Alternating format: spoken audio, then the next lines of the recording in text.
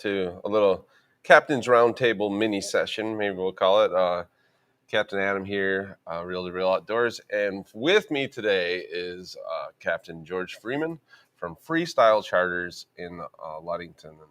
And it's a real pleasure to have George here. And George has kind of been a mentor to me fishing for, my whole career. So it's pretty awesome that he can join us today. And I don't know, George, can you just maybe give us a little of your fishing history and Sure. how you got to be where you are? Sure. Hi, guys. Yeah, I started fishing, Great Lakes fishing. I was a river fisherman, steelhead fisherman, and salmon fisherman in the rivers before I got started on the lake. And my father purchased a 22-foot Sea Ray, and he had the money. And I really didn't know much about Great Lakes fishing, but I kind of worked into his first mate. So he was providing the money, and I was supposed to provide the knowledge on the fish. So I started, looking at the magazines and stuff. And a lot of the press and a lot of the big fish were being caught out of Ludington.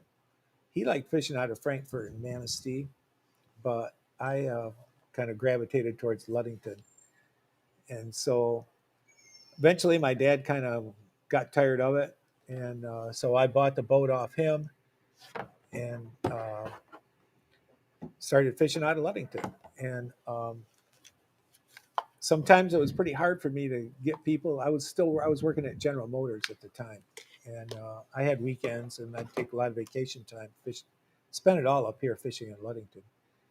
And it was hard always to find a crew to come up and maybe share expenses and stuff. So eventually I thought, if I'm going to support this fishing habit, I better find some way to make it pay. So I went and got a captain's license.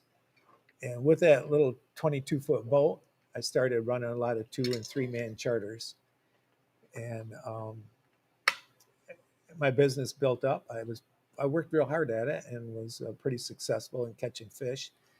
And so I ended up buying a 30-foot Sea Ray, which I had for a long time. It was the old Food John boat, and named it Freestyle. Still working at General Motors, but I had a pretty good arrangement there. We would have a shutdown period for a couple of weeks in July, and I would take a couple of weeks vacation. Then probably the last 8 or 10 years that I worked there, I would take a non-paid leave of absence. So it worked out good for them because they could hire some college help or something, and they were getting cheaper wages than what they were paying me, and I would get to run my charter service, looking towards retirement. So uh, eventually I sold my 30-foot Sea Ray and bought the 31 Tierra that I have now. Retired from GM in 2001, February 2001. I've been fishing full time, since then. Guess that's about it. Yeah. Yeah.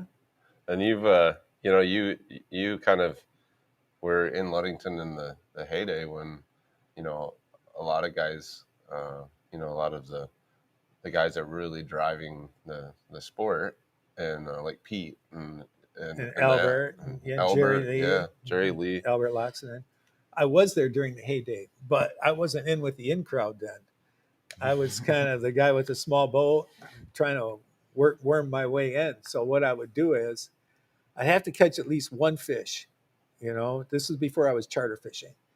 I'd have to catch at least one fish, and I would wait until one of those boats came in and go up to the fish cleaning station with that because it just didn't feel right. I didn't think I'd get the same reception just walking up there cold with no fish and start asking questions. So I would take my 1 or 2 fish and try and get across the table, the fillet table from one of those guys, and start asking them questions. And, I learned quite a bit that way. Eventually formed a good friendship with Jerry Lee and, Albert some. Albert was pretty tight-lipped, with his info. And Jerry Lee, he fished a lot of, I can't think of the name of the baits now. Oh, Silver Street. Silver Street. Yeah. Jerry Lee was a Silver Street guy, yeah. And of course, Pete it wasn't Dreamweaver. Dreamweaver Lure Company wasn't Dreamweaver then. But eventually when it became Dreamweaver, I really got introduced to it through Pete. and I fished a lot with him. I learned a lot from Captain Pete. First mated for him some, fished some tournaments with him, and he was really what I would say would be my mentor. Yeah. And now, Dreamweaver, Shane has kind of taken the reins of Dreamweaver, who's Pete's son. And so it's kind of a family tradition. And now you got Will, who's Shane's son, working on the charter boat with his dad. And it's just a cool progression of all of these fishermen and watching these young guys grow up. George has kind of been known to, he gets the mates. He gets a new mate every, I don't know, probably 5 to 10 years, and keep him for a while. Turn those guys into some pretty darn good fishermen. So there's a lot of guys that learned a lot from you as well. So it's good to see the knowledge kind of flowing down, through the next group of fishermen. Just when backing up a little bit, when I first started coming up here, Yak lures was a big. I used to run a lot of Yak lures, and I still run some. They're an excellent lure company. Of course, Dick Yak has passed since then, and so is Doug Straczynski that took it over. But his son Ged is kind of carrying on with the business.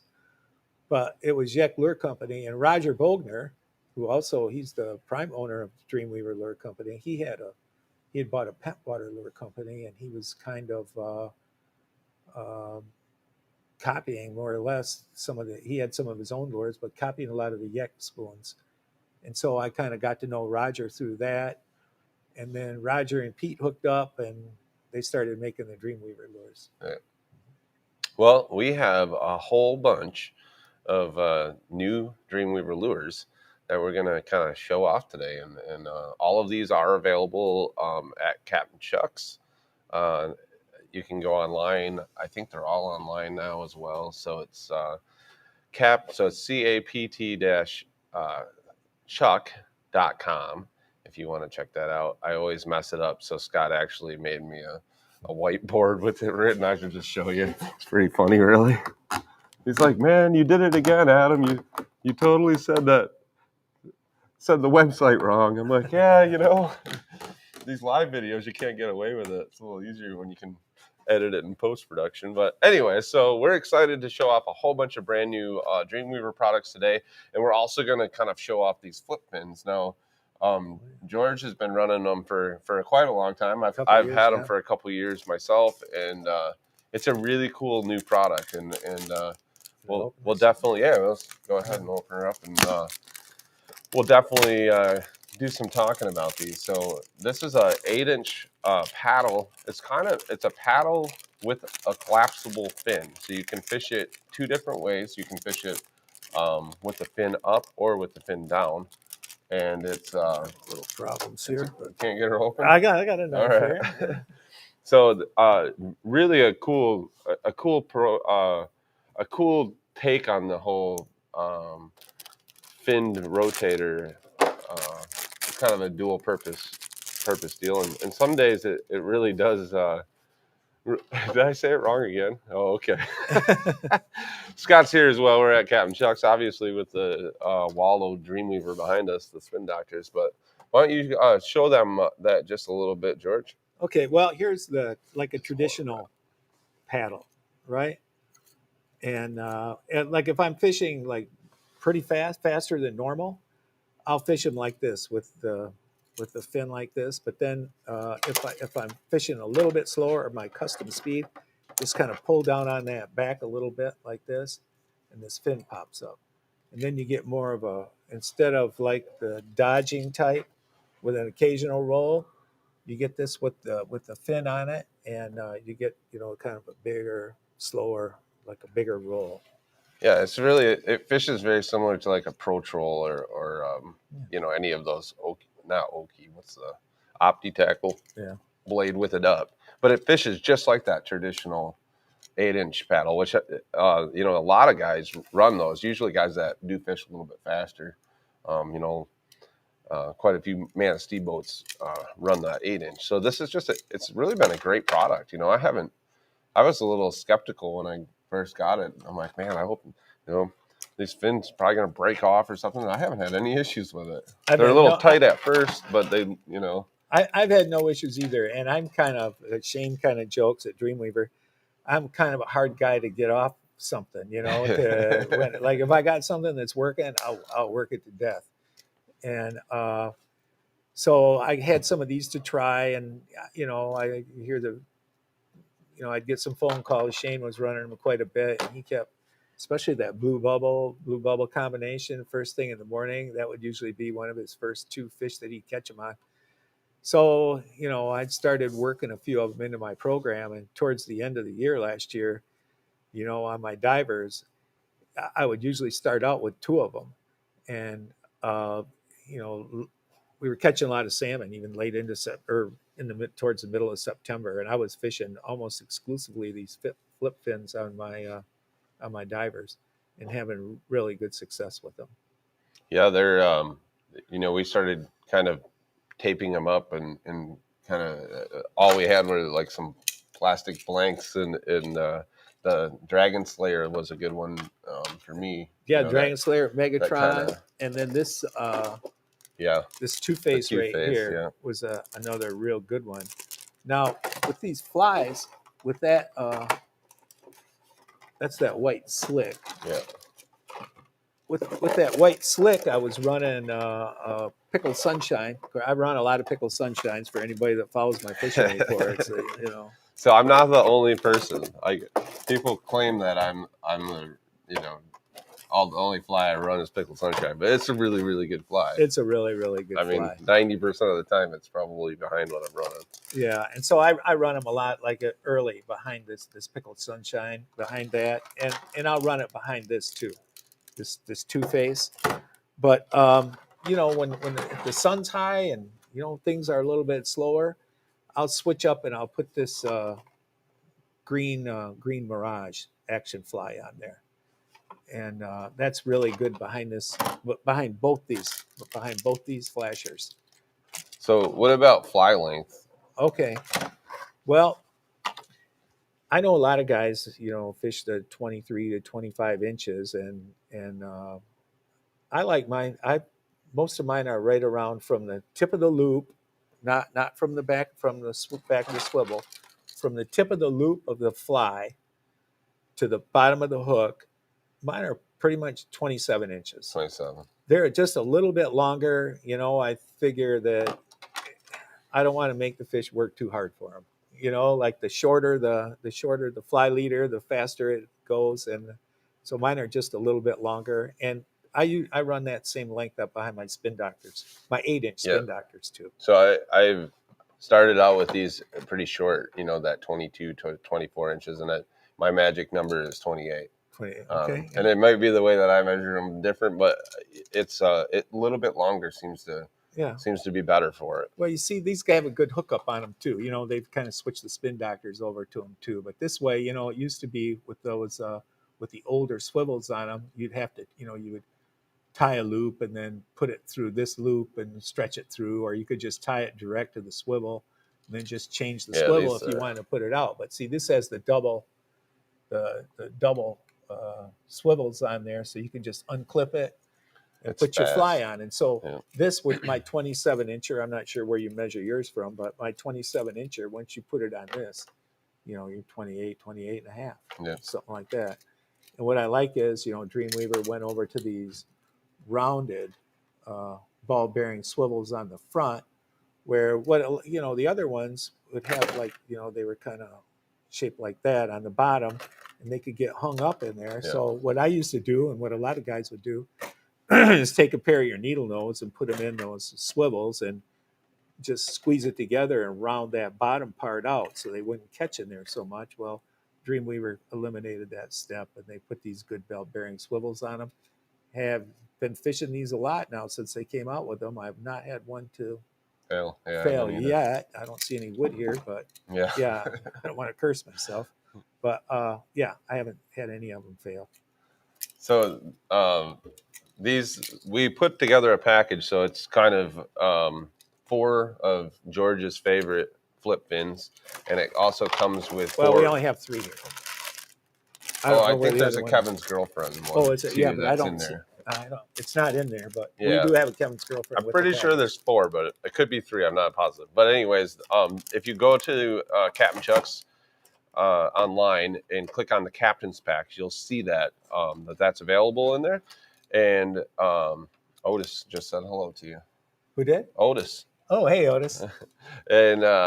And then there's also the matching flies that would go with that. So you tie those up at 27 inches and 27 to and run them. 28. Yeah. Run them and One more thing about these flies. Okay, there's a couple blue bubbles in here too, and one is the blue bubble glow, and it has some glow material in it, and then the other one's the standard.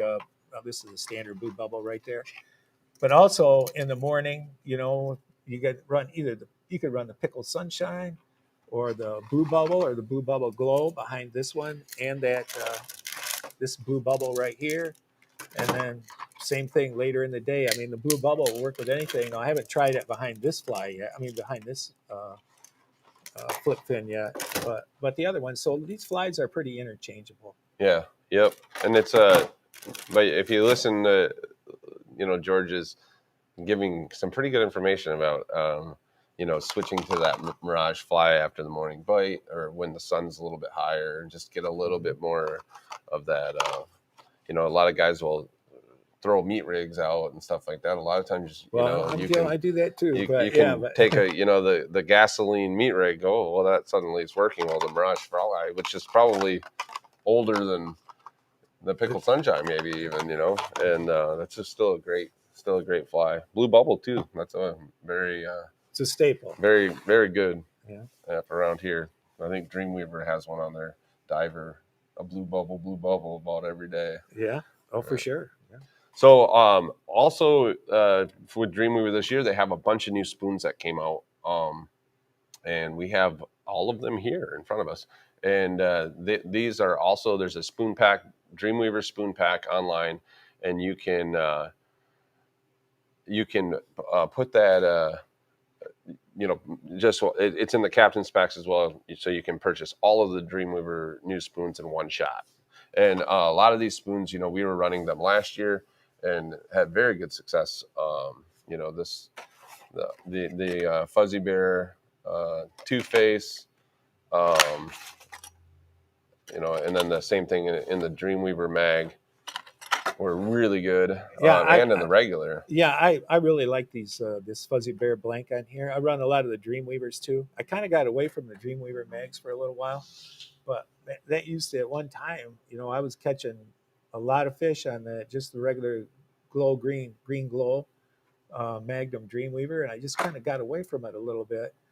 But I ran more this year, had good success with them, but I'm really having a lot of good success with this Fuzzy Bear blank right here. And they're kind of hard to find at a lot of places. And, Dreamweaver, they get caught up in making their Dreamweaver stuff, and they don't, a lot of times they're kind of behind a little bit on their stock on the Fuzzy Bears. But Captain Chuck's usually, if somebody's got it's them, available. Captain Chuck's has them available.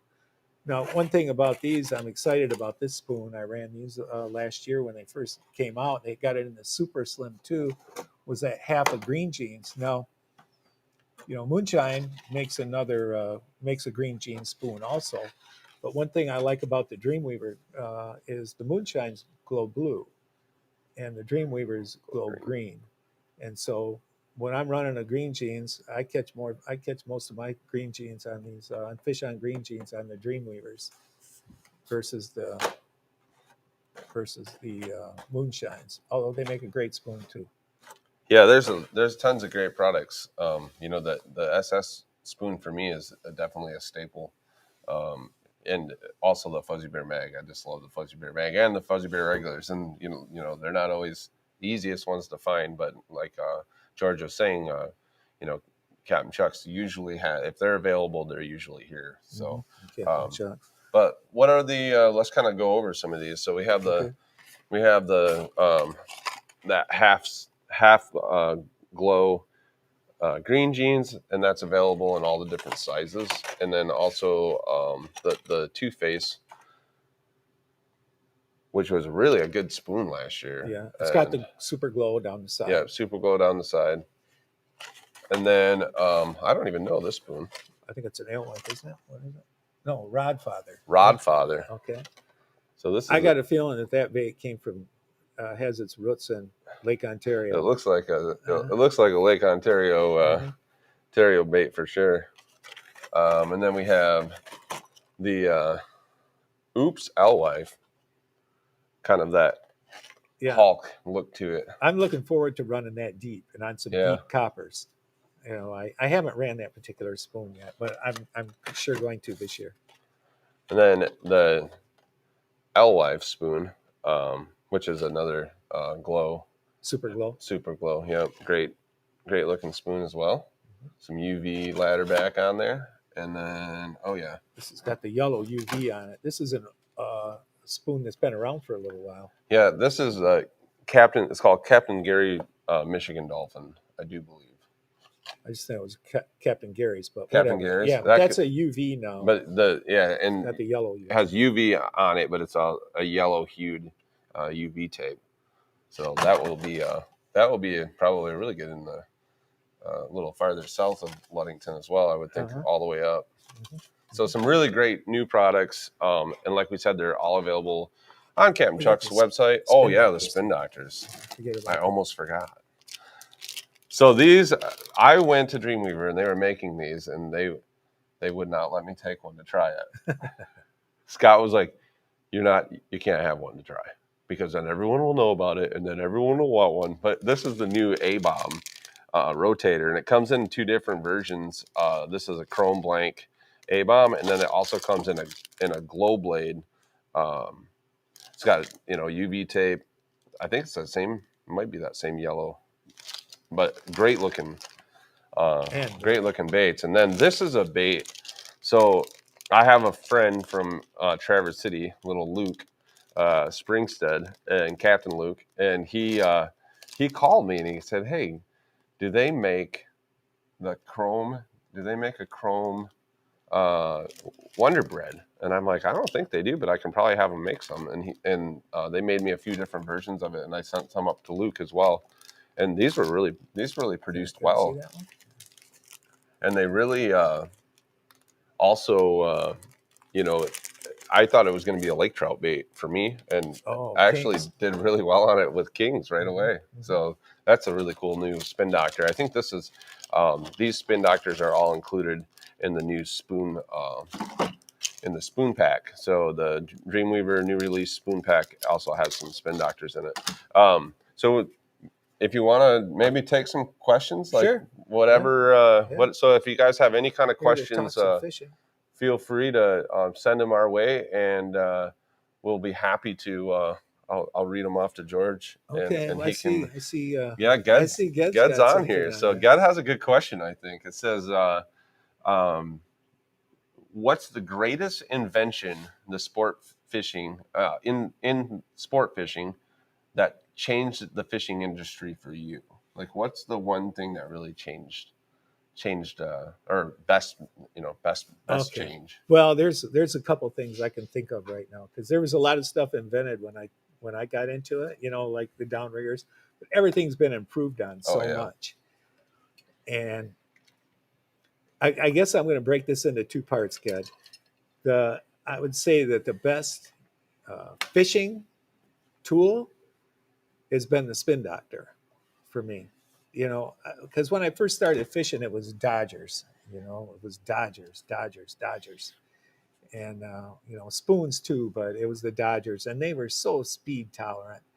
And I tried so many different things. Like I would bend them. I fished with some guys that would bend them. We called them fender benders. Guys would call them fenders. And then I tried put a little weight on the back of them, a little like drop sinker type thing on the back to slow them down so I could fish them faster.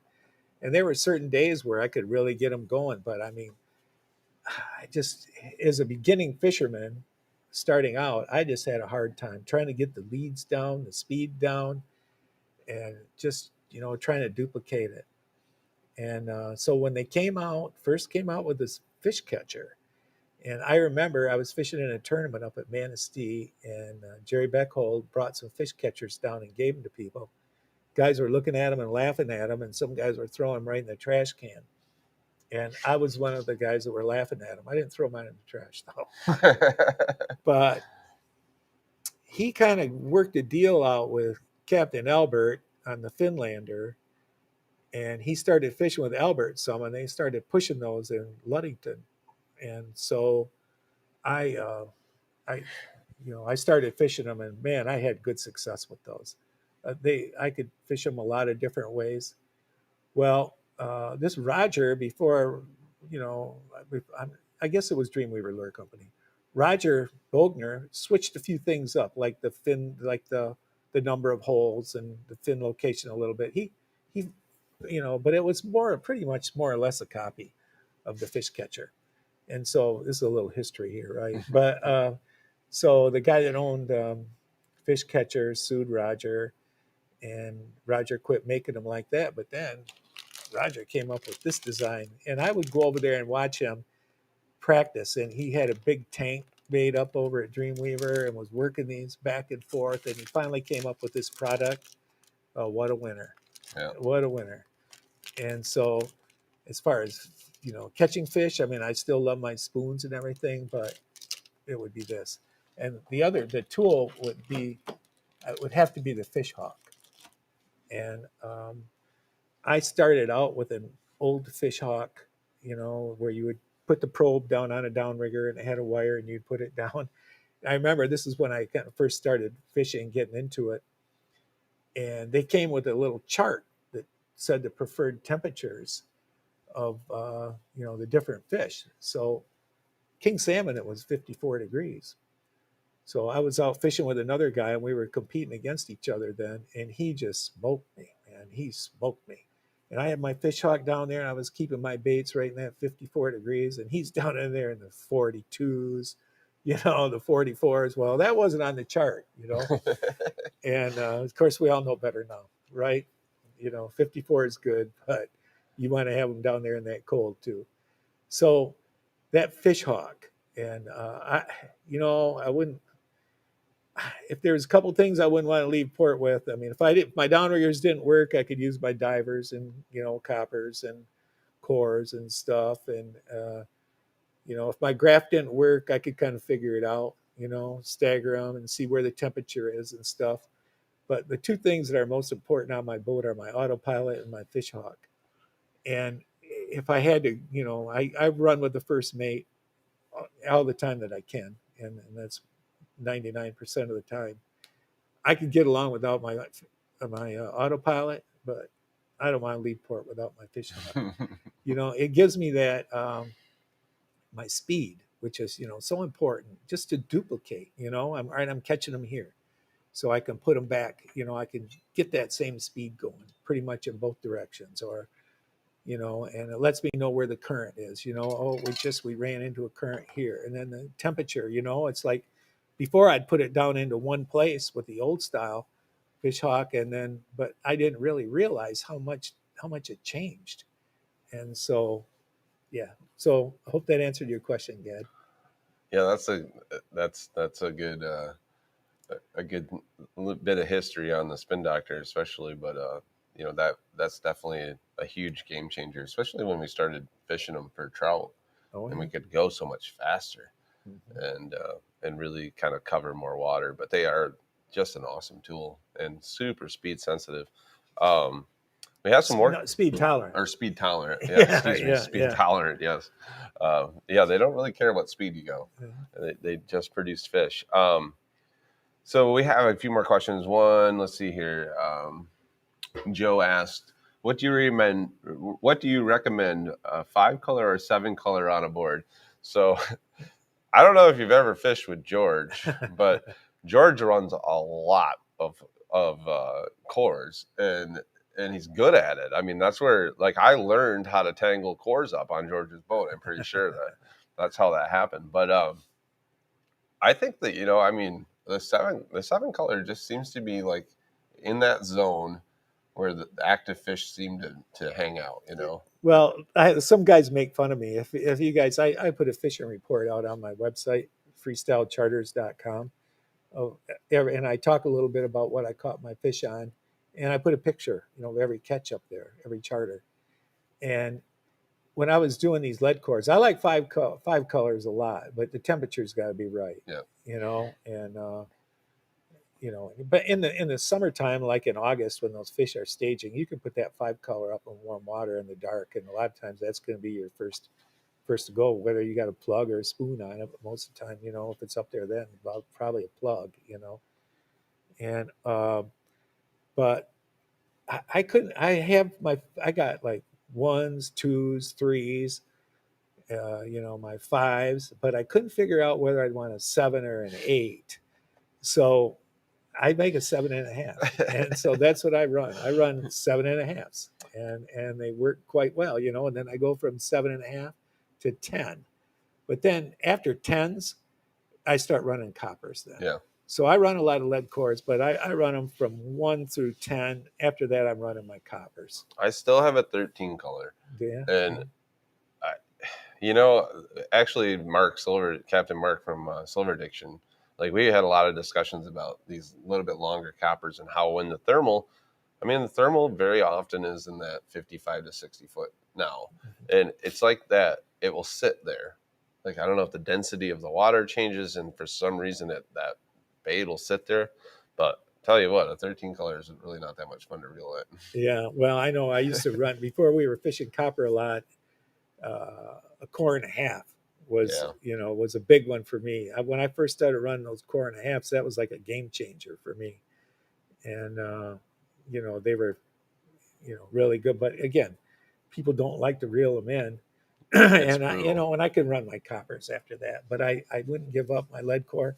They run different than the coppers. A lot of the guys run short coppers and have good success with them, but I like the lead core. Yeah, me too. I still like to run my lead core. All right, so let's see here. Oh, Jay Funk. Hey, Jay. How's it going, Jay? He asks, George, what are your 2 top baits? Oh. Can you narrow it down? It's kind of it changes all the time. Yeah, I can think of one that I would absolutely say I'm betting you're going to say it. Well, there's a couple. There's more than a couple. All right, and I'm not sure which one Adam is thinking about. But if I could only have one flasher, it would be a 8-inch white crush spin doctor with a pickled sunshine action fly behind it. Yeah, that would be if I could only have one. Right? White crush tape. Yeah, that would be that one. As far as spoons, oh my gosh, that changes so much. At one time, it would have been hands down a green glow, a Magnum green glow Dreamweaver or a green glow regular DW. And it depends on what we're fishing for too. Yeah. That spoon thing that really changes a lot. Like if we're, fishing for steelhead, it would be, it would. Geez, it could be a lot of different things. Orange crush, fireball. If I just had to, well, I would say I can't really say right now about the spoon. I run a lot of Dreamweaver green jeans. All right, and a super slim. So if I just had to pick one bait, I'd pick that Dreamweaver super slim green jeans. Yep. I would have thought that you would have mentioned Rasta Goose. Oh yeah, I fished that a lot too. Yeah. That spoon came out, and George every day. Oh yeah, we have 7 color with Rasta Goose. That just took another one, and I'm running this thing, and I can't catch a cold on it, and then George just wanted man, I don't know why I can't catch fish on that spoon, and then. George, unfortunately, had a little incident 2 years ago, and I ended up running. Yeah, when you broke your ankle, and I ended up running George's boat for him. Well, his mate was fishing with me, and I'm like, I feel like I just got to run a Rasta Goose on this boat because it catches fish on this boat, and I started to catch fish on it, and then last year being back on my own boat, it was still producing. So I think I just had to fish on the freestyle to get the Rasta Goose magic. I have caught a lot of fish on that Rasta Goose, and that works good. Your steelhead, your kings, It's a great coho, up high even lake bait. trout. Yeah, even when we're out fishing out deeper, when the temperature's up a little bit and those trout are up, they bite it too. Yeah, So yeah, that's a yeah, great that's a spoon. great one. But there's so many, Yeah. All right, let's see here. Somebody asked. Oh, yep. I don't remember who. Let me see what. Oh, Jeff Spear. Hey He Jeff. he asked, what is your best shoot rigger setup? Okay. Well, that doesn't change as much as as the spoons do. But Let me see. generally speaking, the one that my go-to one, yeah, it's got a pickled sunshine behind it, would be a big white crush paddle, Dreamweaver paddle, the 11-inch paddle. And I'll grab when one. I first started fishing those paddles, I got a Captain Willis. A lot of the Grand Haven guys are big paddle guys, right? And Captain Willis from Thunder Duck Charters, he was kind of giving us a few pointers, Shane and I, because we were both on the Dreamweaver. We were both struggling a little bit trying to run these paddles. And so he suggested kicking the lead way back on them, like way back, 50, 60 feet, something like that. So I I tried doing that, and I'm running a long fly leader on them too. I think like 50 inches. I have to measure it now. I've got it measured out of my boat off the top of my head, somewhere 50 to 58, something like that. And kicking them way back, and I'd start out the morning with that, and it started going for me. But the problem with that is like when you're putting the first thing out in the morning and you got that long lead, you catch one fish on it, but try and get it back down. Because if it's a typical morning in Ludington, back then when we first started fishing them, you had so many fish on and rods going all the time that it was, you'd get it halfway out. Oh, there goes an out down, and you're afraid of getting it tangled. So since then, I've tightened that lead up some. Once I got some confidence, that confidence has so much to do with what you're catching fish on. Like guys could say, "Oh, I tried that paddle and it didn't really work." Well, now I leave that paddle on, and I work with the leads a little bit. I don't run them back so far now. Anywhere from 35 to 40 feet, generally, I would say. Yeah.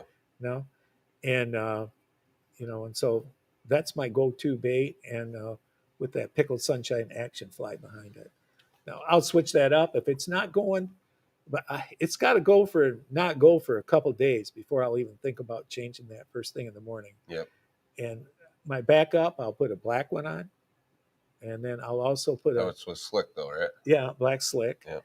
and then a 10-inch glow blade spin doctor, white glow blade, white crust glow blade with a pickled sunshine fly behind it. I'll switch that out, but this is it right here, Yeah, that combo. that's a great bait. Like Mhm. that's when Mike and I were fishing on a hiatus together for all those years, we always had one in the rack and one on the chute, and as soon as it went, we that we'd be fighting that fish, we'd have another one down instantly, and it really produced a lot of fish. Caught a Mhm. lot of fish on the big 11-inch paddles, um, for sure. So all right, let's keep going. We got lots of questions coming in here. So let's see.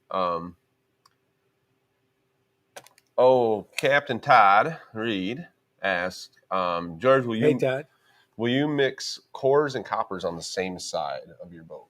I do, but I don't walk the tightrope with it. Like I'm not going to run a 10 color and a 200 on the same side, but I'll run a 10 color and a 250, 275, Mm-hmm. 300.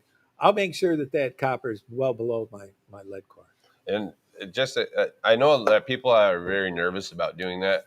I do it every day. I run copper and core on the same side, unless I'm fishing all copper because it's so deep. Mhm, But mhm. the core always goes on the outside. Like you Oh yeah. cannot run core inside copper; it will not work. And the only other consideration is, I mean, there's always the consideration of what bait's on it, and what Oh if yeah. you're running a spin doctor on it, if you're running a plug, Plug, if you're running a cheaper. Yeah. spoon, you got to keep in mind a spin doctor. In my opinion, I guess I don't have any proof, but I think a spin doctor fishes up just a little bit. I would agree with that. I think a spoon fishes right in the middle. and a plug is always going to be 3 to 5 feet deeper. And it really comes into play when you turn.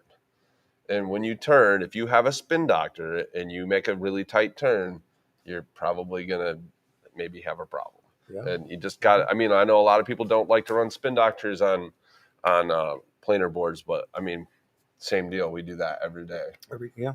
You know, usually by 9 in the morning, there's at least one out. You know, if you're running plugs and spoons, you're going to start switching to some meat rigs and stuff on your and just spin doctors. Generally, though, they'll be on the coppers. On the coppers, yeah, depending on the water temperature. Yep. It's all dependent on water temperature, though, as well, for sure. All right.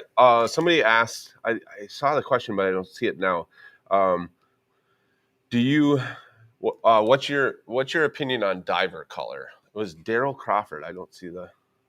So good question, Daryl. I'm interested to hear what Captain George says about that. Okay, I have a friend that's an excellent fisherman over on Lake Ontario and Lake Erie, Captain Pete Alex, and Vision Quest Sport Fishing, and he is a big believer in that diver color, and you know, I used to not think that it mattered all that much, but I do think it matters some now. You know, like I like to run the black, the white or the Wonder Bread, the chrome, and the clear. You know, those are my basic colors. It used to be like back when I used to fish dipsy divers. I fish the deeper divers now. Back when I fished the dipsy divers, you know, I would put a red one on the port side, a green one on the starboard side, so we could tell. You know, it was easy just grab that one. Yeah. So they didn't get messed up.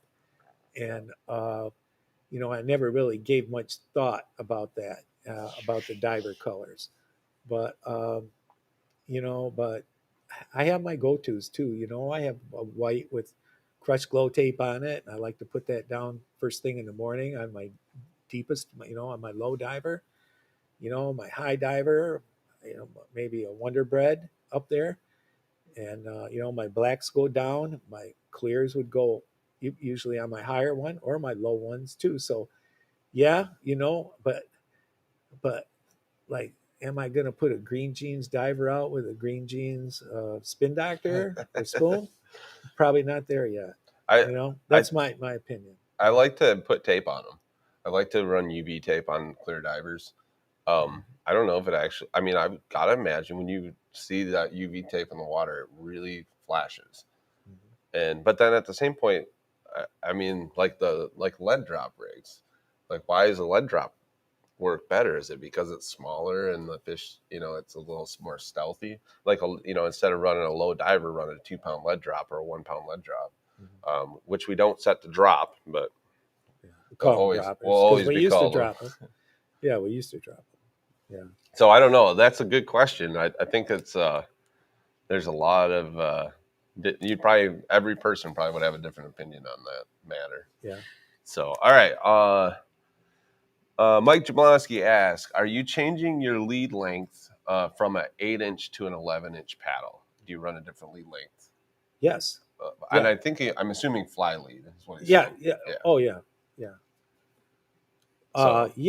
Well, I talked about that. Like on my 8-inch paddle, it'll be, you know, 27 inches pretty much. And then on my big paddles, you know, I'd have to go measure them. I don't know off the top of my head, but it's 50 plus. I'm saying like 52, 53, maybe out to 58 inches on the big paddle. Yeah. And sometimes just extending that out. Like, I've never made them shorter and had it work better. Like, I always seem to just add more to it until it starts to work. Especially if I'm fishing a bait that I'm not familiar with, like a new product. I'll start at that basically 2.5 times you know, the length, and then from there I'll go longer.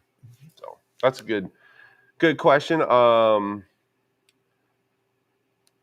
you run spoons, spin doctors, and paddles in the same spread at the same speed?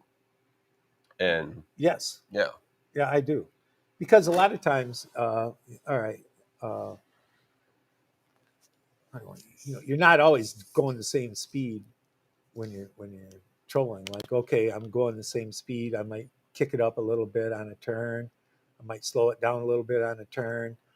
You know, if I'm going straight and I hit a big fish, I might pull it back a little bit to neutral. And when I've got all those different baits out there, I got something working Always. all the time, all the time. That's a good question, though. Let's see here. Patrick asked, you ever run the baby spin doctors? We call them baby spin doctors, but the 6-inch spinnies. Not too much up here. I don't know many guys that do. If they do, they're keeping it a secret. But I have ran some, especially when we're out deep. And, you know, we're getting more cohos around here in Ludington now. Our Charter Boat Association is, you know, net pen some and the DNR, because we hadn't got kings for so many years. They started planting some coho up here. And I know the guys down south run those baby spin doctors a lot. I have I have them on my boat, but it's not a go-to. One of my old first mates, and he's a captain now, Captain Kevin, Yeah. and reel to reel. He used to like to run those when we were out fishing out deep. You know, he'd usually run them, run them on a diver or put them out on a lead core. But honestly, I don't have much experience with them. So I run them a little bit, and I run them with meat rigs behind them, and I run them on long lines, and I'm just going to say they work. Yeah, okay. So there you go. I'm pretty Secret. tight-lipped about it, but I'll say that, and I run like the traditional colors that we would run for salmon. So I may have a Kevin's girlfriend one with a pickle sunshine meat rig on it. Go figure, right? All right. Let's see here. Oh, that's a good question. Terry Armstrong asks, have you ever used single hooks instead of treble hooks on your spoons? And do you think it could lead to better hookups? So this is I think, a very regional question, because I know that there's certain areas where West Coast, it's singles, all all single singles, yeah.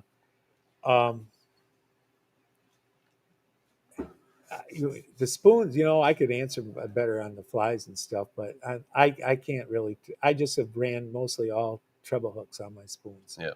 And I've had good hookups with them, good success with that. And I have had a few spoons that came with some single hooks, and I ran them a little bit. But I mean, if Dreamweavers came with single hooks, I could tell you, but they come with treble hooks, and that's what I run.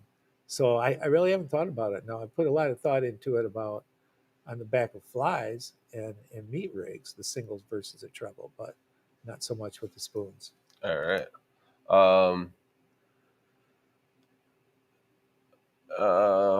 right. Jeff asked, what pound copper do you recommend running on your long coppers? I run the 45 pound. 45. You run 45 on everything. Yeah, I run Morgan's. I do the same. I use Morgan's copper. Yep. I really like their super copper. It's nickel plated or nickel coated, and I just like it. I like it. It's not super stiff. It's nice and malleable. It holds up well, and I've worked. You think copper's copper, but not necessarily. I Morgan's copper is what I use. Yeah, I'm the same. I'm really happy with that product. Mm-hmm. I've been using their diver wire me too. For the past few years, and I'm quite a few years, but I'm very happy with the diver wire too. Wire diver, you have to be careful. You have to be more conscious of how you're storing your divers and how you're making sure things don't get kinked. The kink is the failing point there. So and a lot too. You get in the habit if you're using it. Like we're fishing every day, and if you're not kind of like not vigilant and checking, a lot of times that knot up above the swivel there, you look, and maybe the wire might start to fray a little bit there. And so, that's one of the spots you really want to look, and you want to be aware of the kinks too. But I've had great luck with that Morgan's wire. Yeah, me too. All right, good question, Jeff. Thanks for that one. Let's see here.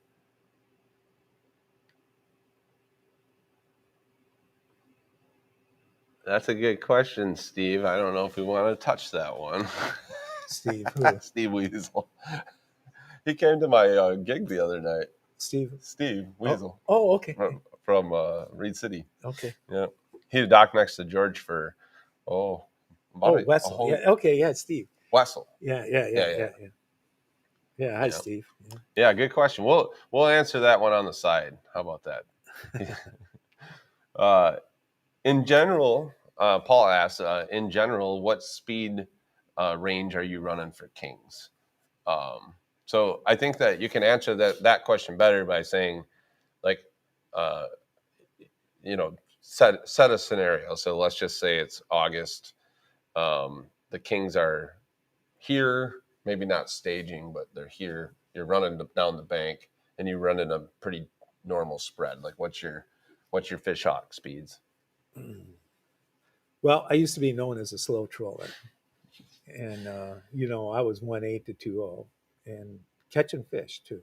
Catching a lot of fish, and got a lot of guys were going past me, going past me. Well, I want to cover a little more ground, and didn't like backing up the traffic so much. Didn't have so many irate people behind me coming up my ass. But pretty much now it's 2.1 to 2.3. But we went through something that was different for me up here in Ludington this year. We had so much bait, Yeah, and compared to not like the old days, but compared to the last 10 years, I would say, we just had these just all kinds of bait, and we were marking a lot of fish. And there were guys that were, I was getting out fish pretty regular. And, I've always, when I gave a few seminars and look, one thing you have to do is be observant. And if the guys outside me or inside me, if they're going faster than I am and their nets are flying and I'm sitting there watching them, well, it tells me I got to pick my speed up. And so, we had all that bait, and I think that those fish were just my thinking were full. I mean, they had their full of bait. So I think that they were striking more out of reactionary striking. So I picked my speed up. I mean, and I was, 2.5, 2.6, 2.8. And I know there's a lot of guys that fish that speed all the time, but I'm comfortable with that 2.1 to 2.3. So I had to get out of my, I guess, comfort zone and fish a lot of spoons and kick that speed up. And then, I had better success. But my go-to, that's what I'm going to start out with. I'm going to start out somewhere between 2.1 and 2.3. yep. And that's with my spoons, plugs, spin doctors, and paddles. Because a lot of times my spread, that one question, do you run them together? A lot of times in August, I got spoons on my out down, big paddle on my shoot rigger, spin doctors on my divers, and then spoons usually or plugs on my high coppers or cores. Yep. All right. Logan Westendorf. Hi, Logan. Hey, Logan. He came to my gig on Friday as well. I saw him there. I saw a whole bunch of my fishing buddies there. It was kind of nice. Um, what are your favorite coho baits for after the nearshore spring? So, like, probably, I assume when we're fishing them up here, like, what are some of your go-to coho baits? Logan, be honest with you, I don't target them. Usually when I'm out there fishing deeper, I'm targeting the lake trout and the steelhead up high, but I'm catching a lot of cohos with them too. And so, you know, I, I catch them on the yak. Fireball is a good one. Mm-hmm. The Dreamweaver Double Orange Crush. These are the Spin Doctor. I mean, the Super Slim. That Rasta Goose, is a real good one. Uh, Get Her Done. That's another good one out there. A lot of your Steely Stomper, those coho bite the same for me, as the steelhead baits and the lake trout. So, on my divers, I'm fishing spoons, or if I'm fishing spin doctors, I just got my good stuff out there. Are these flip fins? I'm fishing these a lot out there. I'm fishing either the slicks or the chromes, and for coho. So I do. I haven't, like I don't have a lot of experience fishing down south or something. And once in a while, we'll have those coho come in where there's a big patch of coho, but I'm catching them on the same things. Yeah, So, I like the Jared spoon from Yuck, oh and yeah, that's a good also one too. Wart Frogs. I don't know why. Warp Forks on an out and down. I catch cohos on that all the time. It's just really good. Even during high sun, it's a weird, it's weird how it works. But yeah, the cohos when they're around, they are a lot of fun. Though. Oh, a lot of fun. It's love just them. exciting to go through a batch of like mature cohos. And Yeah, they usually, if they don't get off in the first minute or two, yeah. Usually you can boat them too. So let's see. Gunner asks, what would the difference in depth be for a 10 color and to a 300 copper? Like what depths do you feel that those are running? Well, a lot of times it depends on what you have on them too. But we'll just say we got spoons on them. All right, this is just guesswork on my part. Okay, they have some excellent charts out. There's even an app now. Yeah, that can tell you what it is. But my guess is that 10 colors running somewhere around 40 to 45 feet. That's my guess. And what was the other one? A 300? 300 copper. 300 copper. I'm saying that's somewhere 55 to 60 some. That's just off the top of my head. But there you can find out exactly. And I think speed is a big factor to that too. And but the other thing is when you turn, the inside of your turn, in my experience, is your coppers drop, and it can drop a lot. Oh yeah. So if you make sharp turns and say you're only fishing in 100 feet of water and you have a 400 copper out or something, there's a good chance on a sharp turn if it's on the inside, it's gonna 10 color be dirty. too. 10 color, yeah, even in 100 feet of water. So you got to be really cautious of your turns. I think people get themselves into more trouble turning too fast than anything else. I always say if you turn at 1 degree per second, that's a good turn rate.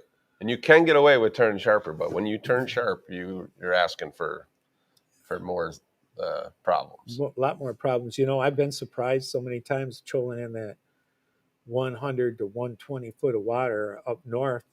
We have that shelf up there.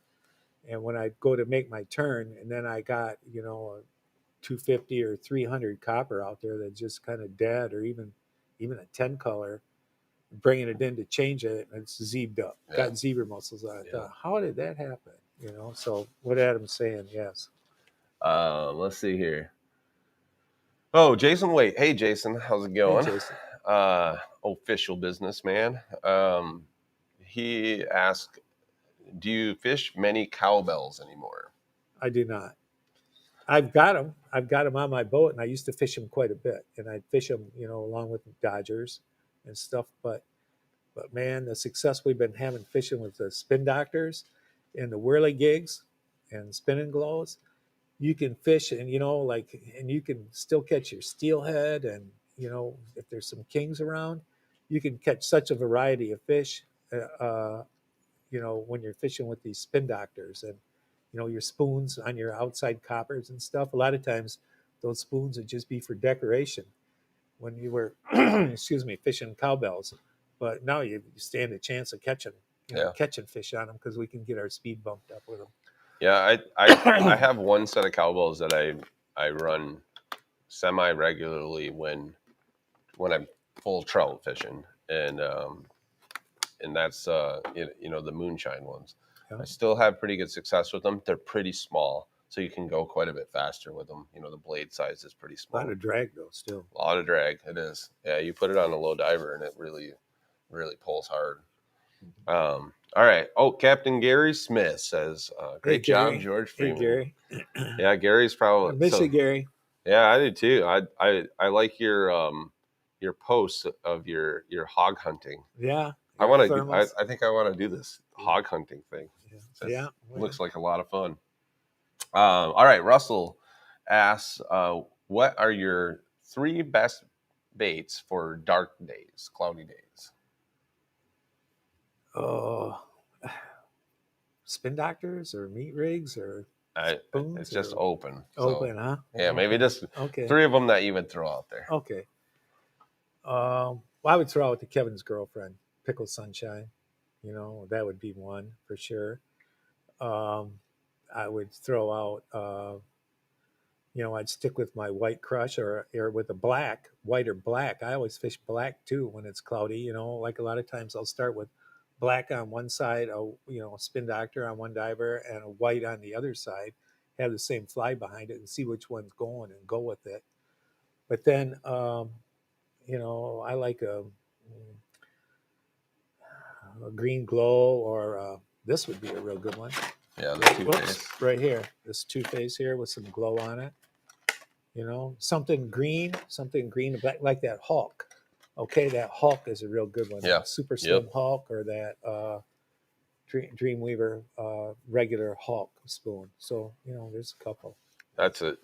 I'm like, I always have anytime it's overcast, I put out my warp frogs on the out and down. For sure. Yeah, they're almost always there. I get around to. I put those warp frogs down, and then I do like the UV warp frogs. The glow, the glove, or I don't know what they call that thing really. The glow UV the glove spin doctor. It's a glow blade with UV slick tape on both sides, or it's crush on one side and slick on the other. Yeah, that's it right there. Yeah.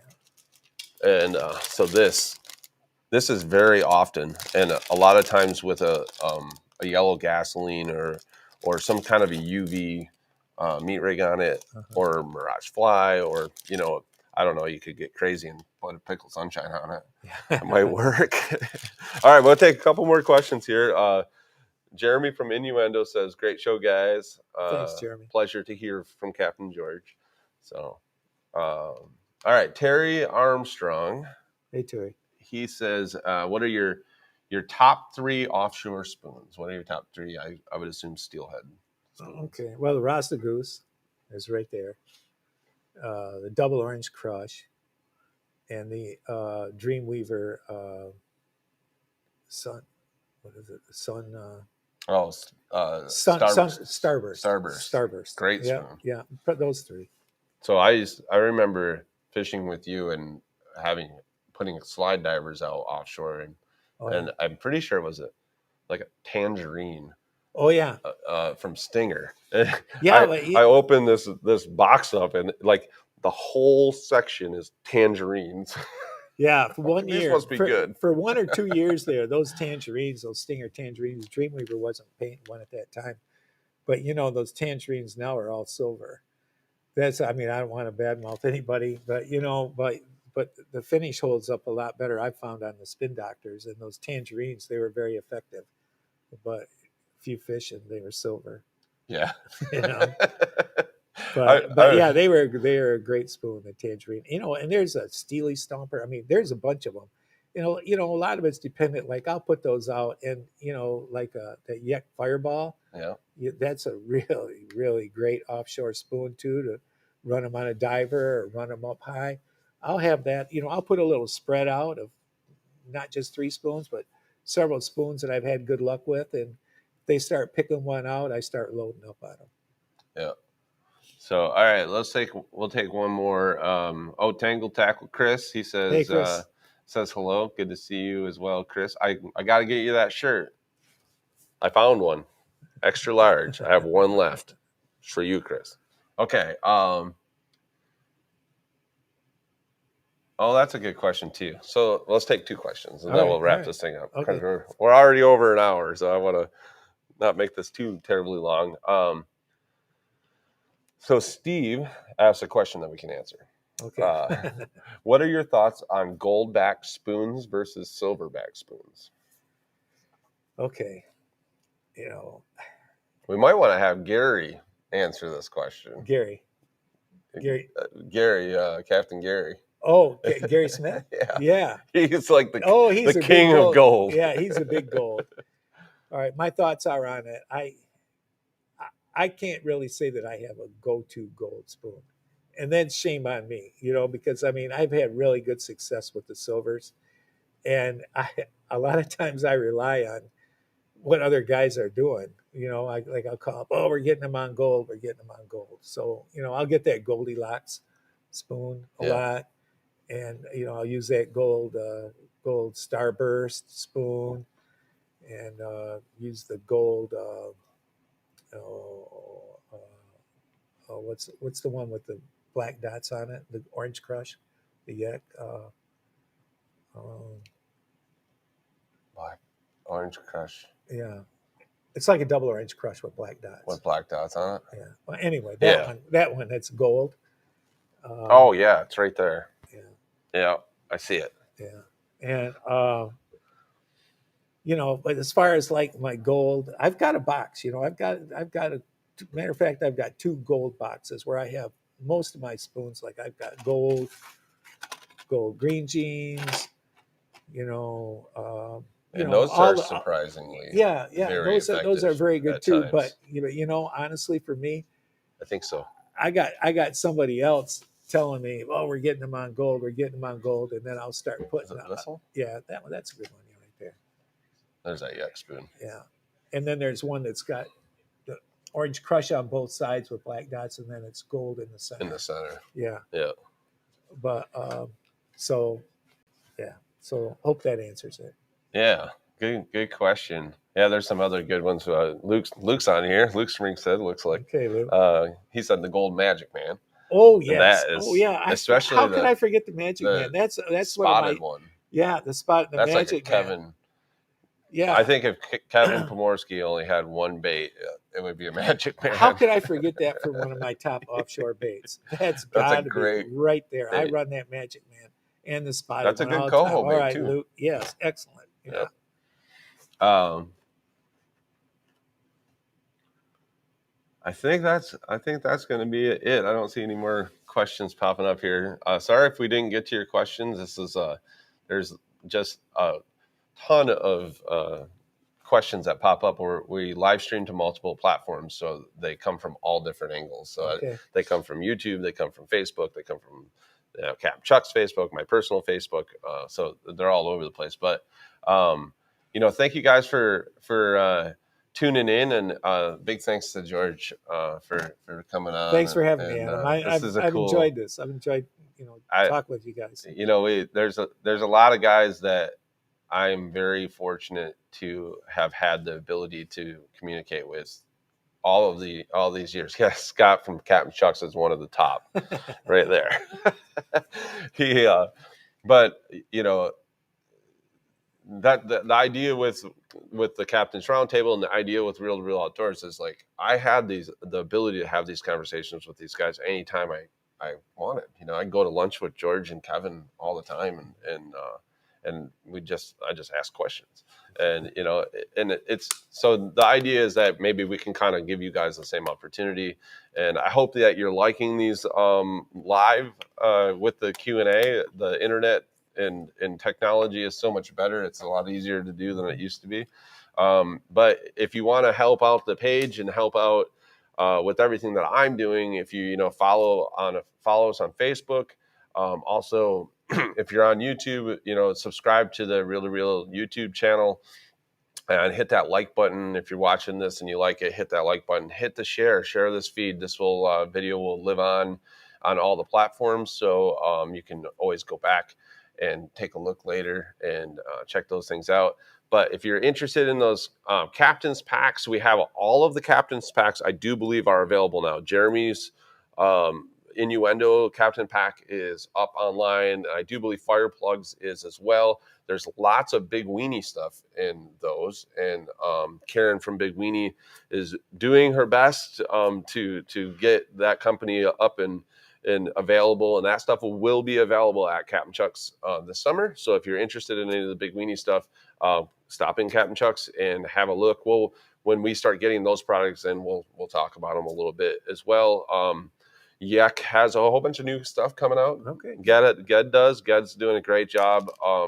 The untimely passing of his father and Captain Doug is definitely a staple in the Ludington community as well. And Ged's got that up and rolling. He's got a bunch of new colors coming out, so we're excited. We're going to show off some of that.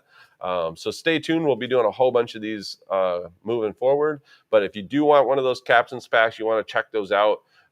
If you go to capt-chuck.com and hit on the Captain's Pack tab, they're all in there. So you got the new Dreamweavers, you got the flip fins are in there, my packs in there. There's, I think, 7 or 8 captain's packs Hiatus, available. Hiatus, yep, clocked out. Clocked out, yeah. He's got some good spoons in there. He does. Yeah. He's a spoon man. Yeah. That guy. Wow. Yeah. But those, both of the, hiatus and clocked out just had great years last year and caught tons of fish, and they're really good fishermen. But we all learned a lot from this guy over here. So thanks, George, for coming on today. And thanks, Adam. I really hope everybody enjoyed the show, and we will hopefully be spitting another one of these out soon. I'm just going to do a little plug because next Saturday I'll be down in Michigan City and with the Hoosier Club guys, and we are doing a Captain's Roundtable live down there, and we're going to steal a little bit of Chris Tangle Tackle, some ideas. So there'll be some events mixed in. So we're going to have some kind of cool stuff. So that'll be entertaining and a lot of great information, a lot of young captains. They're calling it the Young Guns. So all the hot young captains from the hot fish. That sounds terrible. All of the young up and cut. I don't even. Right, I'm leaving it at that. Right. If your wife wants to watch, or your girlfriend, maybe I don't know. Anyway, they will have their shirts on. But yeah, we'll keep them all clothed. So that's 4 o'clock Central Time. So and that'll be live on all of these platforms as well. So if you enjoy, I hope that I can see you again next Saturday. And thanks again to George. Thanks to Dreamweaver. Keep making all these awesome products that we love to use and share with you guys. And we'll see you guys all again soon.